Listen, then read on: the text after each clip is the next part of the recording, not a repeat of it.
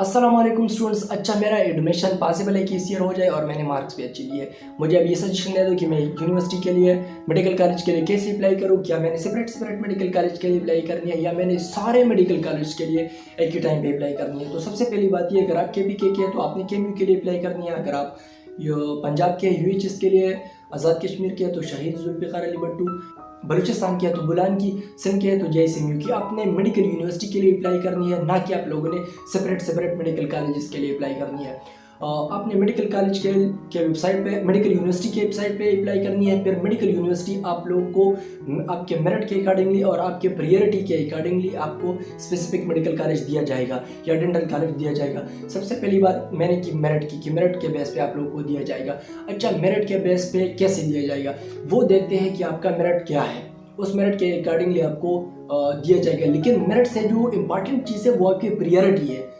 अगर आपका selection MBBS में मेरिट वाइज हो रहा है और आपने प्रायोरिटी दी है BDS की, तो आपका सिलेक्शन होगा BDS में, आपको नहीं दिया जाएगा MBBS वाला। ये मेरे साथ भी हुआ था। और क्यों हुआ था? ये यूनिवर्सिटी की गलती नहीं, ये हमारी गलती थी। हमें किसी ने गाइड नहीं किया था, ना हमें अवेयरनेस थी इस बारे में। मेरा जो मेरिट बन रहा था वो MBBS का बन रहा था।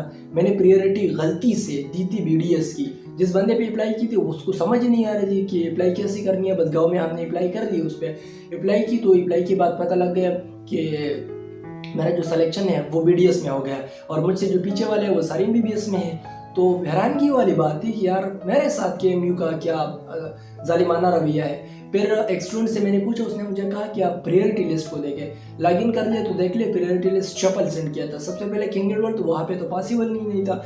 और दूसरा वहाँ पे हमारे सीट्स भी नहीं थे। दूसरा था ADS अयूब डेंटल सेक्शन, तो मैंने डेंटल के लिए अप्लाई की थी, एडमिशन हो गया डेंटल में।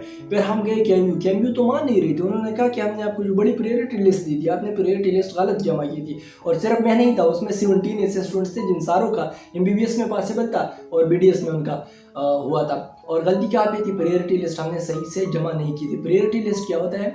तो प्रायोरिटी लिस्ट आप लोगों ने केयरफुली जमा करनी है। किसी भी सीनियर से सजेशन ले लें। प्रायोरिटी लिस्ट में आप लोगों के साथ फिर शेयर भी करूँगा।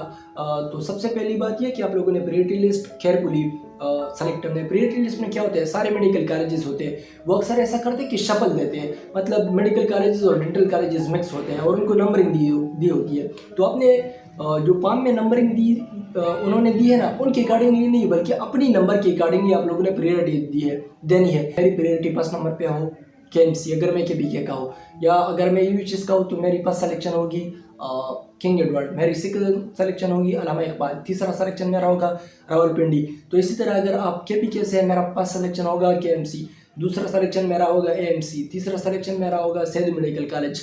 तो आप लोगों ने इसी तरह अपनी नंबर देनी है, प्रायोरिटी लिस्ट को केयरफुली जमा करना है। ऐसा ना हो कि मेरी तरह आप लोगों को फिर BDS में मिल जाए। तो प्रायोरिटी लिस्ट आप लोगों ने बहुत ज़्यादा केयर के साथ वहाँ पे सबमिट करना है। और फिर आप लोगों ने वेट करना है। प्रोविजनल मेरिट लिस्ट लगेगा। प्रोविजनल मेरिट लिस्ट में फिर ऐसे स्टूडेंट्स होते हैं जो AMC की तरफ जाते हैं या दूसरे मेडिकल कॉलेजेस के लिए जाते हैं। तो फिर फाइनल मेरिट लिस्ट में वो स्टूडेंट्स किक आउट हो जाते हैं और जिनका सिलेक्शन पॉसिबल होता है और जिन्होंने अपनी मर्ज़ी से सिलेक्शन करना है तो वो स्टूडेंट्स फाइनल मेरिट लिस्ट में फिर सेलेक्ट हो जाते हैं।